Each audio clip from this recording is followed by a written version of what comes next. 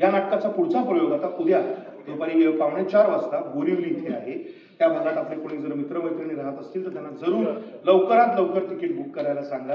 आपल्या सहकार्याने 28 डिसेंबर प्रबोधनकार ठाकरे बोरिवली संध्याकाळी 3:45चा शो नक्की बुक करा. कलावंत जे आहेत ते सगळे कसलेले आहेत. अशा विषयांची नाटकं आली तर ती लोकांनी जरूर बघावी. माझं नाव सुमंत शिंदे. टूटून नाटक जे आलं होतं पुरुषोत्तम बर्डे त्याच्यातला मी कलाकार.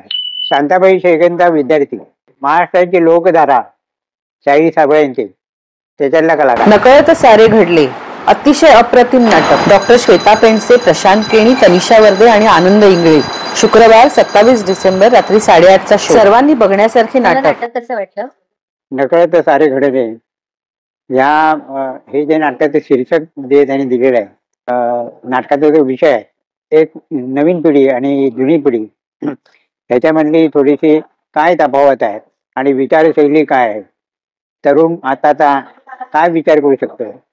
आणि काही लोक असे द्रष्टे लोक होते पूर्वीचे, त्यांच्या आणि त्याचं स्वभावाचं दर्शन या नाटकामध्ये विचार करून आणि अभ्यास म्हणजे लेखकांनी चांगल्या प्रकारे मानसशास्त्राचा आणि सध्याच्या परिस्थितीचा चांगल्या प्रकारे अभ्यास करून या नाटकातील लिखाण केलं आहे.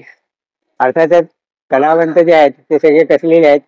त्यामुळे नाटक खरं म्हटलं तर गर्दी बघून म्हणजे प्रेक्षक बघून मला जरा खंत वाटली, पण हरकत नाही. सध्या मराठी रंगभूमीची वाटचाल चालू आहे. एक आनंदाची गोष्ट आहे की नाटकं येत आहेत, लोक जे खरं रसिक आहेत ते बघतायत. अशा विषयांची नाटकं आली तर ती लोकांनी जरूर बघावी.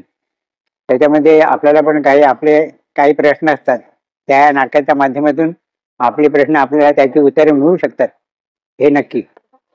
पण जर नाटक आवडलं असेल तर आपल्या सगळ्या प्रतिक्रिया आपण सगळेजण अलीकडे सोशल मीडियावर असतोच. इन्स्टा म्हणा, फेसबुक म्हणा, ज्या काही तुमच्या प्रतिक्रिया आहेत त्या जरूर जरूर तिथे मांडा. त्याचा आम्हाला उपयोग होतो. आमच्यापैकी कोणालाही टॅग केलं तरी चालेल.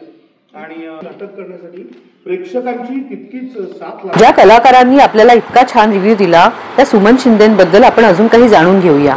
काव्य लिखाण वगैरे हे अंगातच आलं. आणि दुसरी गोष्ट म्हणजे मी संगीत विशारद आहे, त्यामुळे आणि तुमच्या माहितीसाठी महाराष्ट्राची लोकधारा शाहीर साबळेंचे त्याच्यातला कलाकार. ओरिजिनल म्हणजे ओरिजिनल शाहीर साबळेंनी जे चालू केलं.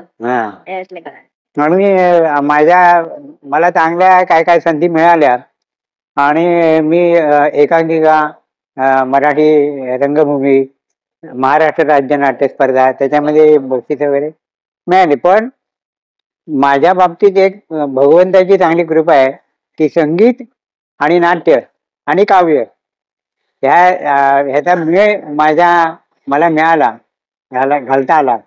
हे ह्या म्हणजे आताच्या या रिटायर्ड लाईफमध्ये मला ते फार आधाराचं वाटते, फार सुंदर वाटतं. अजूनही माझं काम चालू आहे. गाणं शिकवतो, तबला वाजवतो, काही लिखाण करतो, असं काही चालू आहे. मुलगा माझा तबलजी आहे. आमचं कुटुंब संगीतमय आहे थोडक्यात. आणि मला 1996 मध्ये महाराष्ट्र राज्य पुरस्कार मिळाला गुणवंत कामगार.